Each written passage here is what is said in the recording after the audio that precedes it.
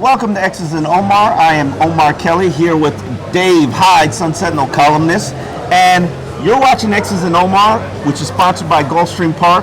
Last week we witnessed something unprecedented, something so spectacular that it had to get a name. Now you tried for the, what was it, the Hook and double lateral. That didn't work. You need something simple, right? I said the Miami Gardens miracle because I thought there was a Miami miracle, but now there is a new Miami miracle. We just keep updating this from Howard Schnellenberger in '83 when they won the first national title. Why not? Last Sunday, the Dolphins hung on with the Patriots, going blow for blow, score for score, up until the end. That's when, on a desperation play, the last second play, Adam Gase calls Boise, and Kenny Stills catches the ball. He laterals it to Devontae Parker, who laterals it to Kenyan Drake, who skirts around the field, gets a block from Ted Larson 40 yards down the field. Ted. That's what they chanted in the locker room. Ted Larson was the star of the Dolphins locker room for that play, and Kenyan Drake scores the touchdown that provides a 34-33 victory, forcing the New England Patriots to keep their celebratory hats and shirts for winning their 10th straight AFC East championship in the boxes, taking it back home to Foxborough. Dave, have you ever seen anything like that in South Florida, and where would you compare it in terms of sports moments? Well, it was payback, obviously, to Boston for Hale Flutie, right? Doug Flutie's boss. Come on! I guess so. 4 decades later, it's karma coming back. I mean, you don't see something like that. I saw afterwards people were attaching a 0.01% chance of this happening. I mean, it was just a fluky, funny play. Don't try to attach great significance or meaning to it. It was fun. And that's how it should be taken. The lasting image for me about that play is when I look at it and I'm watching it and I'm going in closer and I'm going in closer and I see there's only one defender left, and then I realize, I say to myself, is that Gronk? And I'm like, holy crap, they're about to score. Like, because Gronk looks like RoboCop on the field. He can't move. He's a clunky knight in armor, wasn't he? I mean, there were so many, when you break that play down, there's so many comical parts. Yeah. And maybe not so common. Bill Belichick actually making a mistake coaching. Yeah. That he pays for. On the larger sense, you had the Dolphins' speed, and that was going to be their idea on offense. Kenyan Drake, Stills, and even Parker. Albert Wilson. Against, you saw how slow the Patriots were. They are a slow defense. We saw it all week, all game long. And that was, looking back, that was really, when you go back to game 4, when the Dolphins were 3-0 and had a chance to bust open their season, how they had all those guys healthy and all that speed, and it went to waste. Where would you rank that with the Ray Allen shot? Well, Ray Allen's shot was in an NBA Finals, and it ultimately led to a championship. That's number one. Going away because of the consequences. This, to me, was the best and most fun Dolphin game in history. Okay, I mean, people will point to the Bears game in '85 against Mike Ditka, Buddy Ryan, and Buddy Ryan and Mike Ditka had a fist fight at halftime. But that didn't have the game element. The Dolphins were up 31-10 at half. I mean, that was a blowout. This was, because of the surprise element and the feature, this to me is the most fun game. Now, our first question comes from Ted. How did the Dolphins stop the run so well against the Patriots after allowing 144 rushing yards per game this season? It's Ted making the question, right? Yeah. To me, that's the mystery. I don't know, the last couple games they have got back to playing good run deep. What did they average yesterday or Sunday? It was like ridiculous that New England, which ran over the Dolphins in the fourth week, yes, all of a sudden they didn't do so in this game. What are the stats? I need to refresh my memory. They limited the Patriots to 2.6 rushing yards. The Patriots. It's funny. Good. Yeah, it's funny that you say that because the Patriots were the team that provided the blueprint on how you destroy the Dolphins running the ball. Well, here we are. What is it? 10 weeks later, and they've addressed it a little bit. Now the personnel isn't the same. Ziggy Hood was in there. he's really done a pretty good job stopping the run, creating penetration in the backfield. That's one of the players that's under the radar surprises, that now that he's gotten adjusted and acquainted to the offense, you throw out the Josh Allen runs, and this is the second straight opponent where they've limited the running back. And they should be commended for that. To me, I think it really is the defensive line, maybe, and the linebackers. They're playing a little bit better, just a little bit. Well, 2.6. Yeah. Compared to what they were giving up there for a 4 or 5 game stretch. This is the third opponent that the Dolphins have limited to under 100 rushing yards this season. All right, Omar, next question comes from Ken. How can the Dolphins improve their defense? Seems like they have been playing zone, and if you can't pressure the quarterback, then eventually someone will get open. I don't know, especially with all the moving pieces, Xavier Howard being sidelined, I don't know if you're going to blitz a lot, because when you blitz, you're putting a lot of pressure on your cornerbacks and your safeties. What I will say is I would love to see them play less zone and more man-to-man. I think that they have the capabilities and potential to play man-to-man successfully. And they got to get something out of these ends. We're in week 14. We've been saying that for 14 weeks, right? I mean, Robert Quinn is beginning to play a little bit better. He made a key sack. No, was that Andre Branch? No, that was Quinn. Right before half. Right before half, that kept points off the board, because potentially, and you know Brady was probably going to score a touchdown. Brady forgot he didn't have timeout. He wouldn't have taken that sack if he didn't think he had a timeout. He forgot, and this gets into why this is such a bizarrely fun game. The Patriots made errors, Brady made errors, forgot he had timeout, and Quinn did get the sack, though, there right before half. So Quinn is playing a little bit better. I know he's got issues with the back throughout his career. Maybe the back is getting a little bit healthier. Cam Wake, to me, if you want to be the team you have the potential to be, and I know this is going to be sacrilegious because it's basically calling Cam Wake old. And we know how uncomfortable he is with when people call him old, but Cam Wake looks old. It's good you say that. That's exactly what he probably needs right now. Yeah. Well, every time we try to do that, Cam Wake, you look old, it's bro. it's like Dwayne Wade. Every time you say, well, you might not have it, then it does something. Father Time catches up to all of us. He's 36. He is 36, but he looks old. Okay, where's Andre Branch? Where's Charles Harris? Yeah. I mean, Charles Harris, there was one play where the Patriots did have successful running plays. Charles Harris is usually on the field. And at some point, you're going to have to acknowledge that was a failure. And not because he's not a good pass rusher, but because he can't do the other aspect of the job, which is stopping the run. And as I said on draft day, 2 straight drafts where I've criticized the draft picks that they've made, well, 3, because I'll throw in Jordan Phillips. Like the glaring weakness, problem, issue of that draft pick, which is everybody says, what are you doing drafting a 3-4 linebacker to play a 4-3 defensive end? He can't stop the run. Film clearly showed he can't stop the run in college, and now here we are in the NFL. He can't stop the run. He can't help you. All right, Omar, just to keep you honest, you didn't like Laramie Tunsil either, right?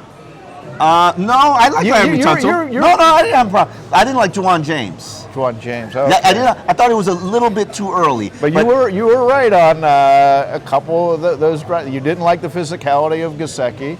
You didn't like Charles Harris because of the way you stopped the run. All right, Lewis wants to know, Frank Gore has been balling this year.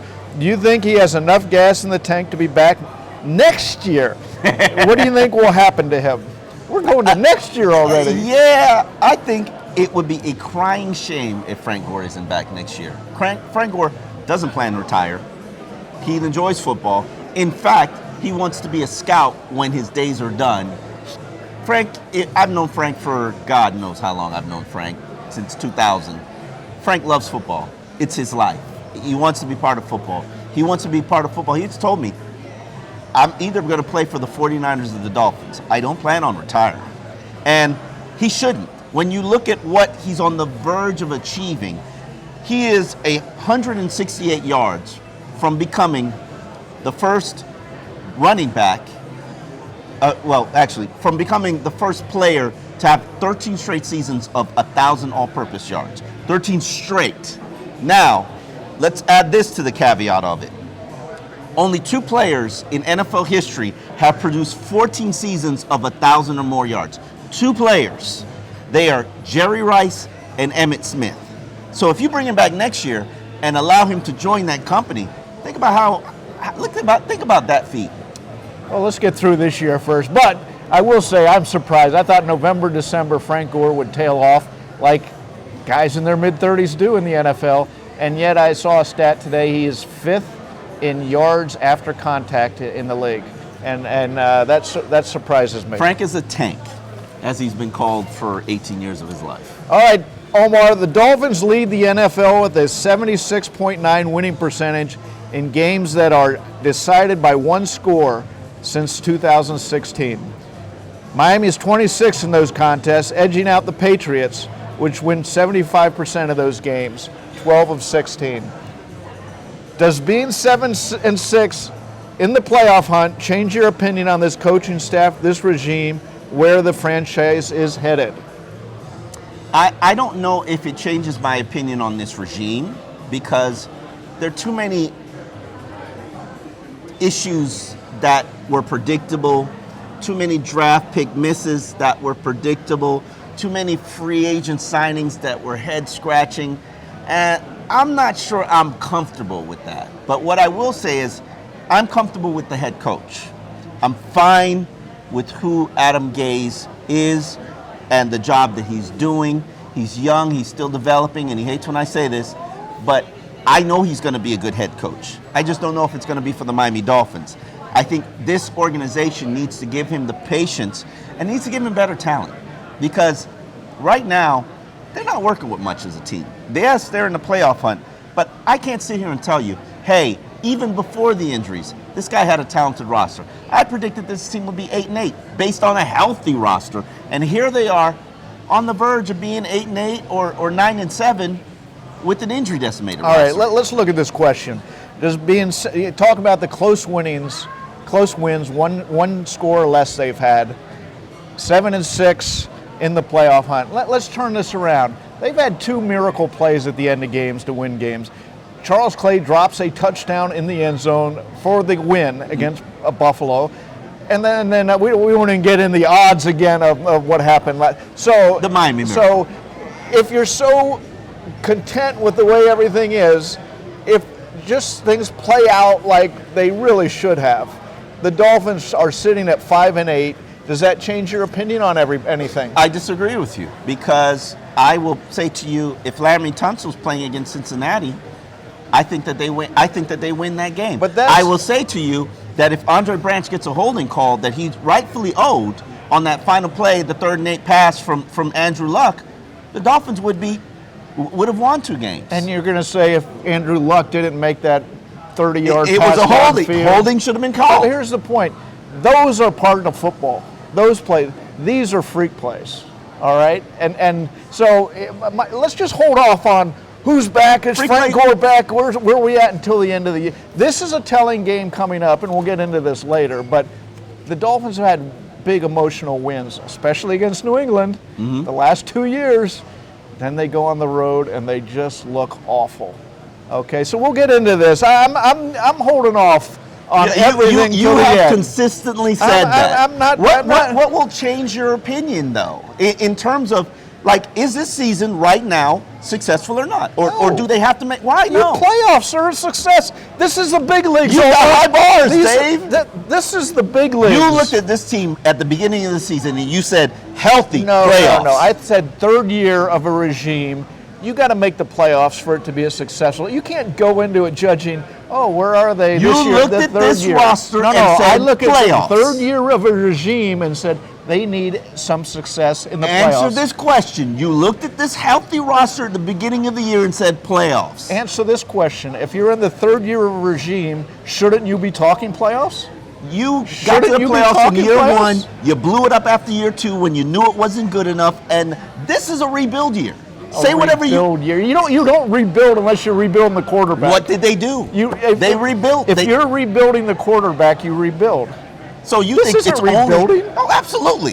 When you purge your defensive line, you get rid of your top offensive player, you rebuild your offensive line, I never once heard you said this was a rebuilding year. Oh, this team was not very talented. No, okay, that's a different issue. I agree with you. To me, the number one problem always for the last 20 years with the Dolphins is talent. Okay, and we can get into coaching after that, but until you have the talent there, Belichick's right. You win often with the bottom third of your roster in the NFL because guys get hurt. So, anyways, let's play your favorite game, true or false. And you know how it's played. JR wants to know, this Sunday's win over the Patriots save Adam Gase for at least another season. And will this be the year Gase finally drafts a quarterback early? 2 questions. True. I think no matter what the outcome of that Patriots game, that was, to me, the best performance that they had all season. Win or loss, that was the best that they played all season. No? Which are you going to go with the Bears? These are the big leagues. You win or you lose. Okay, so the Bears game to me was, but because of everything played out, you got to go with the Patriots game. It's the Patriots, man. You played the Patriots blow for blow. When have you ever seen that? Last year. Okay, all right, last year. But in terms of drafting a quarterback, if I'm Steve Ross, I say true to that question. Because if I'm Steve Ross, I sit down with them at the end of the year. I don't know what happens with everybody else, but I sit down with them at the end of the year, and I walk out of that meeting and I say, draft the quarterback in the first 50 picks. Boy, and if you're Adam Gase, you say, boy, don't you see how Tannehill played the last 6 weeks? And I say, draft the quarterback. If we can protect him. I don't care. Draft the quarterback. I'm with you. I'm completely It's not a negotiable for me if I'm Steve Ross. Because look at the situation. Injury after injury. He's 30 now. They're piling up. He's got the ankle injury now. You do know 2020 is the quarterback draft. I don't care. Draft the quarterback then too. Okay. But draft the quarterback. It's a non-negotiable for me if I'm Steve Ross. You're the one. He wanted one last year. I want one every year. Until you got one. I'm sorry. Keep taking them. But Mike Gesicki, a quarterback, it could have been done. All right, true or false, Omar? Ryan Tannehill is actually carrying this team and making players around him better. I'm going to say false because while Ryan Tannehill is allowing this team to play up to their potential and capabilities, I personally believe it's the defense that's carrying this team. Say what you want, criticize Matt Burke. I know you need a scapegoat, but I believe the defense is carrying this team. 33 points last week. And It's actually, the Patriots missed a field goal. They missed an extra point. It's the Patriots. They blew it right at halftime. It's the Patriots. It was a 40-point game for the Patriots. It's the Patriots. Okay. With that, but here's some stats for you about Ryan Tannehill, which I think that people have to keep in mind. Right now with Adam Gase, they are, I forget what the record is. Oh my God. 12-4, I believe it is. 12-4 Adam Gase in the last 16 games. But since 2012, Ryan Tannehill is 9th in the NFL in passer rating, 97.6. I have since come off my passer rating obsession. Wait, he got good at the passer rating, and you quit talking about passer rating. Yeah, because I see that coaches are scheming things very simplistically to boost the passer rating, and they're throwing for touchdowns instead of running for touchdowns in the red zone. They could easily run. They just throw because quarterback's all that anybody cares about. Ryan Tannehill is averaging 7.8 yards per attempt. That's 6th in the NFL. Ryan Tannehill is completing 67% of his passes since 2016. That is 5th in the NFL. Ryan Tannehill is averaging, Ryan Tannehill's TD percentage is 6% of his passes are turned into TDs. That's number 2 in the NFL behind Deshaun Watson, who averages 6.8 touchdowns. Ryan Tannehill is balling. It took a minute for it to come out of my mouth. Wow. Like, Ryan Tannehill. I was wondering what was going to come out. Is efficient. Well, Tannehill, there's an interesting stat. He leads the league in the shotgun formation and passer rating, and he's worst in the league when he's lining up under center in passing rating. It's a very weird stat, and I don't know what to make of it. But but here's the larger point. Since the Dolphins go on the road this week, as do I, to Minnesota. You sound like you have regrets about that. Where it's in the 20s. He's been awful on the road this year. He's been very good at home. The team has been awful on the road. Okay, but it starts with him when when you go to New England, you're 3-0, and you don't score any points. Okay, your offense. You go to Cincinnati, And we can talk all we want about the left tackle, but you made a couple bonehead plays that were returned for touchdowns. You go to Indianapolis, you're having a good game, and the coach won't put the ball in your hand at the end. So, fair. Okay, all fair Ryan charges. Tannehill and the team, the Dolphins, are one team at home. And they're another team on the road. Now, but I will say this: how's the offensive line played on the road? They've been troublesome on the road. Well, they weren't. Okay. So it's not just Ryan. I'm saying the team. Yes. Okay, but sometimes. But you put it on Ryan. Well, when you. I'm defending Ryan Tannehill now. Do you like, realize you're this? like going schizo on me on Ryan Tannehill. One thing you say, you can't lift the team. Then the offensive down lets them down. He can't lift the team. Okay. No question about that. No, Okay. not debating that. But you're saying that he's been awful on the road. Well, so has the rest of the team. Okay, and sometimes a quarterback has to make the plays that help the team out, right? No argument. Okay. No argument there. Okay. He has to lift the tide. So this would be a good week for that, right?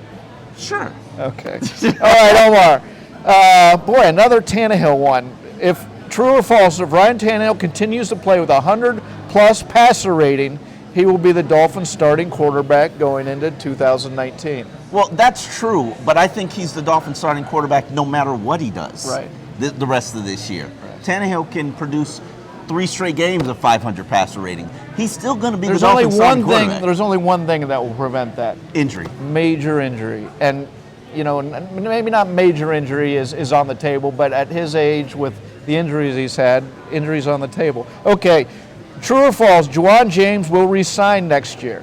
He's really found his game this year. I know it costs money, but between him and Laramie Tunsil, the Dolphins seem set at tackle for the next few years if he stays. I'm going to put a false on this one. And not that I don't like Juwan James, because I thought he was my number one player in that Patriots game. Phenomenal, impactful. All those rushing yards, you find Juwan James on those clips destroying people. But I will say this, a right tackle is easier to replace than a lot of other positions. Where am I going to spend $40 million, which is what I think it's going to cost to sign Juwan James, because if you look at the peers he keeps, Morgan Moses with the Washington Redskins signed a 5-year, $40 million deal.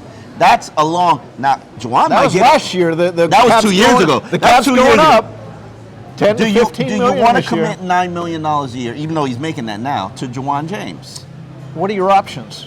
Your options are to move Jesse Davis to right tackle and then draft or sign another guard. They've been pretty good at finding guards too throughout the past 15 years, haven't they?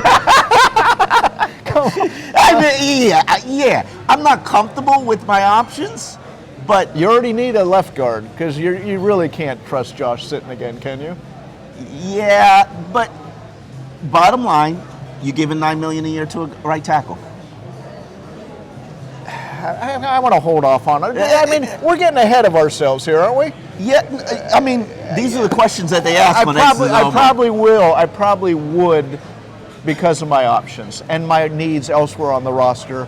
But I'm not going to, put myself setting that in stone here in mid-December. So, all right, Omar, Kenyan Drake needs to get more touches every game. True or false? Woo! He's averaging 4.5 yards a carry, 7.8 carries per game, and 3.1 receptions per game, producing 28 receiving yards a game, Omar. You got to give him the ball more? I'm going to go with false. I know I know your skin is crawling. Your love of Frank Gore shines through again. It's the efficiency. It's the reliability. I need that. I need a consistent staple on my diet. Frank Gore is the rice and beans to whatever else is on the plate. Without the rice and beans, I'm just going to walk away hungry. And I don't trust Kenyan Drake. I don't know if I'll ever trust Kenyan Drake. Big time playmaker, great gimmick player, scat back. But if I can't trust him to gain me 4 yards on first and second downs. Omar, I'm a dessert guy. Yeah. Get me that dessert. Bring that in, that nice souffle, a little ice cream. And I got to get Kenyan Drake the ball more now. And it showed on that miracle play. Who did they want the ball in his hands? Who was the guy to make it work? And Gay's set up because he knows Kenyan Drake is dynamic. Now, I agree with you. a lot of times he'll take the 2-yard loss and 4-yard loss rather than the 3-yard gain. I see where you're coming from, but they got to get him the ball more. This offense chokes on its own saliva when they're in 3rd and 12 or when they take negative plays. You cannot afford to take negative plays in this offense. It's already bad enough. You're one of the worst, if not the worst team on 3rd downs. You've got to find yourself in 3rd and 6. You just have to. But you also are worst in the league in explosive plays on offense, and who would help that? So that's because you lost all your playmakers. What we're talking about is what they're wrestling with. I think that Kenyan Drake should inherit a lot of Albert Wilson's plays. I think you should put him in that role. Hell, line him up at receiver. Everything that you had in your playbook for Albert Wilson, give it to Kenyan Drake. But so you're saying they need to get him the ball more too. They need to get him the ball, but am I willing to sacrifice Frank Gore's reliability? Those 4 yards, he loves Frank Gore. He loves Frank. I do love Frank Gore, but more than Frank Gore, I love that 4.7 yards per carry average. No matter what, Frank's getting you 4 yards. And the fact that defenses box you in to try to stop you from getting those 4 yards, it opens up the big plays for everybody else. Without Frank Gore, that Kenny Stills deep pass does not happen. Frank Gore is, to me, the most important ingredient of this offense because he keeps you on schedule. Without Frank Gore, you would choke on your own saliva. All right, Omar. Alex wants to know, true or false, Miami will be aggressive in finding their future quarterback in this upcoming draft. I pray to the heavens that is the issue. And I don't know if there's going to be a stud in this draft. They're probably all Jake Locker as opposed to Patrick Mahomes. But it's time. It is time. You actually draft a young quarterback to invest in, develop. Ryan Tannehill is 31 next season. Ryan Tannehill is $18.7 million. I don't have a problem with that, but Ryan Tannehill is also an average NFL starting quarterback. You need to invest in somebody to develop for the future. Whether the future is now, next year, 3 years from now, it has to start at some point. And I want Adam Gase to be the guy who selects that quarterback so that his emotional heart doesn't always lean towards Ryan Tannehill. I want him to care about 2 quarterbacks and go with the one that quarterback bigamy, Omar. Is that allowed in the not in the Dolphins land. Everybody else in the NFL. Look how many quarterbacks the Pittsburgh Steelers have drafted, the New England Patriots have drafted, and they've got Hall of Fame quarterbacks. How many of the Dolphins drafted? And wasn't last year the perfect year? Especially, how the quarterbacks are lining up. No. If they had taken Lamar Jackson, and whether he works out or not, he's going to be the starter over a healthy Joe Flacco this week. 2020, they could have taken another one. Not Lamar Jackson, because I don't believe this coaching staff nor this executive. Somebody. No, not somebody. Okay, this year's the year. Find one you love. If I'm Steve Ross, I'm demanding it. I'd make one man. Steve Ross does not ask for much. Does he ask for much? Yeah, he asked for a quarterback in the last draft in the war room that night, and they ignored it. They ignored him. So he does ask for things. Well, I'm saying do it this year. A year late, but better late than never. Better late than never. Well, the Dolphins lead the NFL with 60. Oh, actually, that's segment number 2. My bad. We're doing it live here. We're not professionals either, Omar, are we? Although you're looking rather bougie in that red fine. Christmas sweater. Listen, it's a little bit cold in South Florida. I went for it, okay? You did. It looks good. Christmas could be 80 degrees. I'd look ridiculous in a turtleneck. The Miami Dolphins record in games played inside Hard Rock Stadium, and this is important. And you've written a column about it, how the stadium is strategically designed to microwave the opponent. And I believe it's contributed to the fact that they're 15-6 at home under Adam Gase the past 3 years. But on the flip side, they're 8-16 playing away from Hard Rock Stadium the last 3 years. This season, the Dolphins have pulled off one road victory, and it was against the New York Jets, who aren't very good, 20-12 in Week 2. But all but one of Miami's 4 road losses have been by 10 points or more this season. The Bengals and Colts losses were fourth quarter losses, so it shows you that it's possible. Now, do you think that they can go up to Minnesota and pull this off? You have to lead with that. Can't we end with that? No. Short answer, no, I don't. Because they're getting Minnesota, to me, at a bad time. They've just fired their offensive coordinator. They're a desperate team, and they're a good team. They got a lot. If they're not a good team this year, they got a lot of talent on that roster, and it's amazing to me when you go through their receiving core. They got 4 good receivers. They got a good, healthy running back. They got a quarterback who should be a lot better than he is, and yet they're not scoring points. So maybe it was the offensive coordinator. So this is a bad time for me to go in there for a team that, as you mentioned, does not travel well. We talked earlier, the offensive line problems on the road, the offense is scoring, the defense has been lit up on it's just, sometimes marginal teams look good at home, and to me the Dolphins have, as Rex Ryan called it, and I agree with him, the best home field advantage in football because of that stadium design in September and October heat. And then you go on the road and they've gotten exposed at times. Yeah, especially cold games. I think they'll win one of these games, Buffalo or Minnesota. I'm not feeling that Minnesota. But I will say this, playoffs are on the line. If the Dolphins can take care of business against Minnesota, I view them as putting themselves in the driver's seat to win that final AFC playoff spot. Because if you look at it, the Colts and Titans play one another. Sorry, pigeon overhead. Live animals. Colts and Titans play one another. The Ravens are teetering. The Ravens play the Bucs, and they have this week. They have a good schedule going out, so they might win that division. And then it comes down to the Steelers. And as important as this game, let's just talk this week. This game is to the Dolphins. It's that important to Minnesota too. They need this game for them to make the playoffs, and they were a team, unlike the Dolphins, that many people, in fact I did, picked them to go to the Super Bowl. Wow, look at that.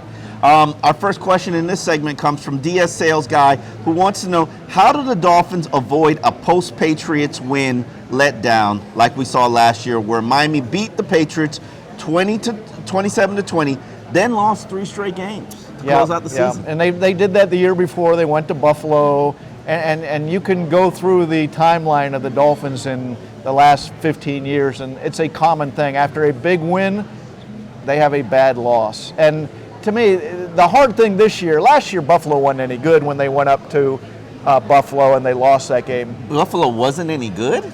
Last year? Buffalo made the playoffs. But they were 9-7. Okay. They made the playoffs. My bad. I'm just normal. I'm just used to saying Buffalo's no good. Yeah, Buffalo. Okay. Minnesota to me is a good team. A lot better than Buffalo was last year at this point. Okay. And so that's really the difference to me, that not only are they coming off a big emotional win, the Dolphins, but they're going on the road to play a good team. That's not playing good. Let's say that. This game, to me, is more winnable than Buffalo. And here's the reason why.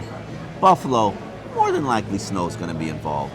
Let's not pretend like these Dolphins team, they don't wither up and freeze in the snow and have this deer in the headlight look most of the time.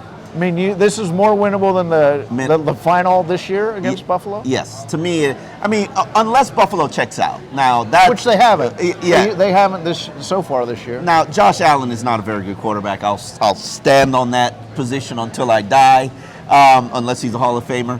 But you got to get this game if you want to put yourself in the driver's seat. But we know Dolphins history.